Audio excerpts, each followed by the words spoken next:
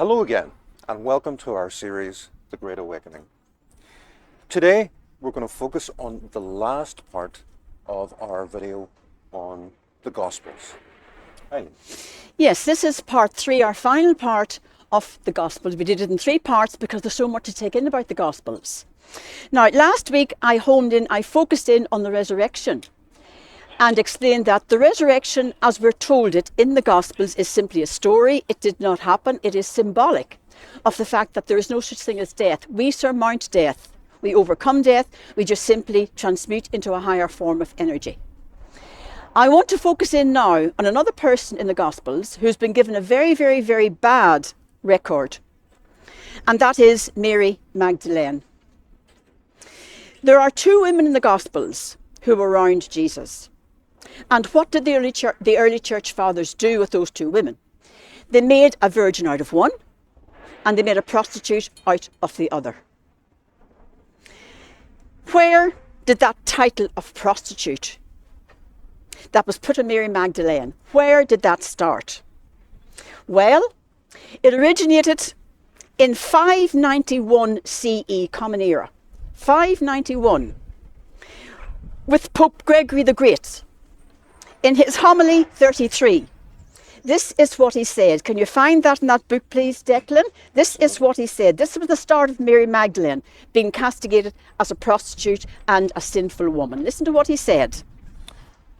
Pope Gregory stated, "She whom Luke calls the sinful woman, whom John calls Mary, we believe to be Mary, from whom 7 devils were ejected according to Mark." And what did these 7 devils signify, if not all the vices? It is clear, brothers, that the woman previously used the unguent to perfume her flesh in forbidden acts. Thank you, Declan. There we have it. The castigation of Mary Magdalene as a prostitute and a sinful woman. There's no foundation for that. Pope Gregory just pulled it out of thin air and sent it out there.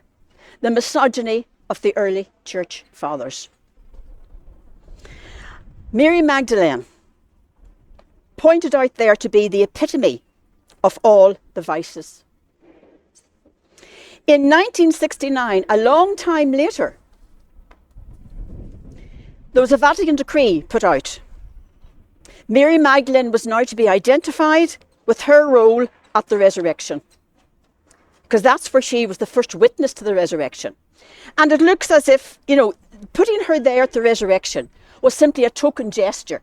There was this powerful woman round Jesus, and they had to give her some recognition. And they shoved her in there at the very end. Mary Magdalene. In 1988, the next official document came out from the church with Pope John Paul II. Read from the steps of the Vatican. He conceded that Mary Magdalene, and I quote, proved stronger than the apostles. That's obviously a reference to the death. They all ran away from the cross. Mary Magdalene stayed. Now, that decree in 1988, there was no song and dance about it. It was kept very low key. It wasn't given a very high profile. And it's very ironic that the book, the Da Vinci Code, was able to get Mary Magdalene exposed properly for what she was, much more so than the Gospels or the Vatican. It was that book, Da Vinci Code, that brought Mary Magdalene to the forefront and showed the role she really did play in the life of Jesus. What role was that? She was his sexual partner. She was a visionary.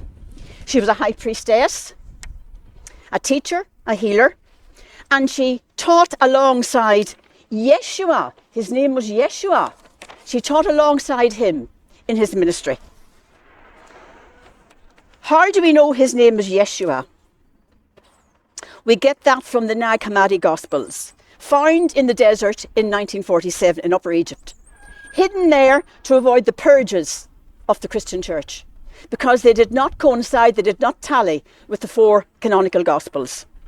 And in those Gospels, Mary Magdalene is referred to as the apostle to the apostles. She had to explain Yeshua's teachings to the other apostles. They couldn't understand. She had to explain it to them. So how could they have written the Gospels? As I explained in the first of our videos here on the Gospels, those Gospels were not written by the men who followed Jesus around. They didn't understand what he was talking about.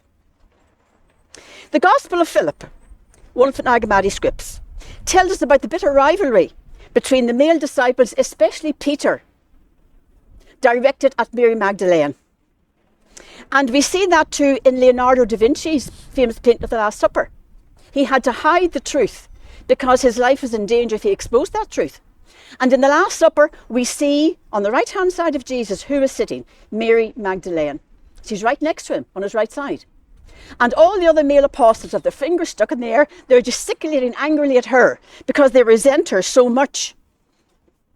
And in that gospel, Peter asks Jesus, Yeshua, why do you love her more than all of us?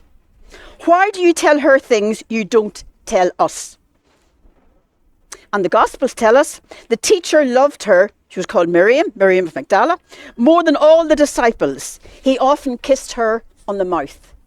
So there is the evidence of the closeness, the relationship between Mary Magdalene and Yeshua. He's not Jesus, he's Yeshua. He's a member of the secret Essene community, healers and teachers. And he was brought up by the Essene community to believe he was the Messiah. He was a lamb to the slaughter, really. And he needs our compassion because he lived his life knowing that was the way he was going to end it. So, if all we've said about the Gospels is true, then what is the value of the Gospels? Well, we don't need to throw the baby out with the bathwater. We don't take them literally. They are symbolic. They are parables. They are not historical documents. Like the fairy tales, they are full of symbolic messages. And that's the way we've got to treat them. Now, to finish off, if we've decided that Matthew, Mark, Luke and John did not write the Gospels, the followers of Jesus did not write the Gospels, then who did? Somebody must have written them. And I think, as I've shown in this book here, Josephus. I think Josephus wrote them. And why do I say that? Who was Josephus? Josephus was a 1st century Jewish historian.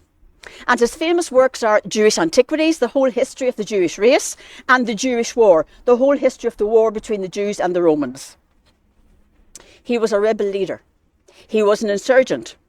And he was captured at the siege of Jotapata by Vespasian Flavian, the Roman general. And Josephus was a very astute, very opportunist person. And he got the opportunity and he told Vespasian that he was going to be emperor. And lo and behold, the next year, Vespasian became emperor. And he was so impressed with Josephus, he brought Josephus to Rome as a captive, freed him and made him into his chief court historian, his chief court literary man.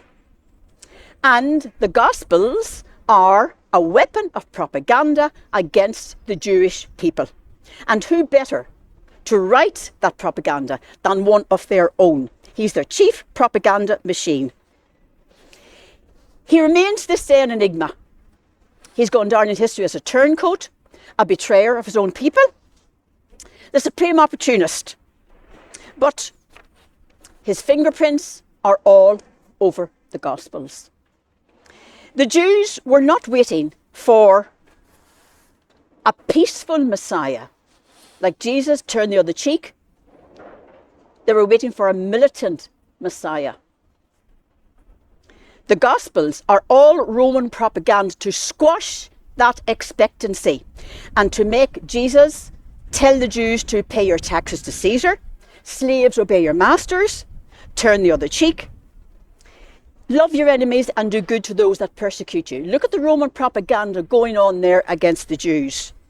And if you look at the date the books were published, or written first of all, they fit exactly into the Vespasian Flavian dynasty. The Flavian dynasty, the Roman Flavian dynasty, was exactly within that timeline. That ran from 69 to 79 CE. Titus, Vespasian, first of all, his son Titus. Titus was the one who defeated the Jews finally at the final battle of Jerusalem, destroyed the temple. And then his younger brother, Domitian. And the dynasty ran from 69 to 96 CE, and the Gospels were written 70 to 90. They just fit exactly into that space. So, the Gospels. We divided this into 3 parts for you to make it easier for you to come to terms, but we do have to question. We cannot any longer accept the Gospels as the basic truth. That's wonderful, Eileen, and I think it's so important that you're bringing this information out, bringing these to light, especially about Mary Magdalene, who is such a pivotal character in Christianity. And your 2 books here, I mean, this one is in relation to Mary Magdalene's life, and this one is about her teachings as highlighted in the Nag Hammadi Gospels. So it's wonderful that this information is coming out. And we do this series of videos and talks and all these things for the sake of truth.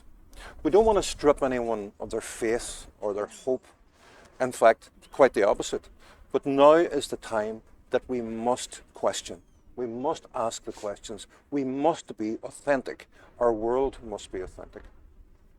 So, in our next video, we're going to talk about Christianity in its entirety.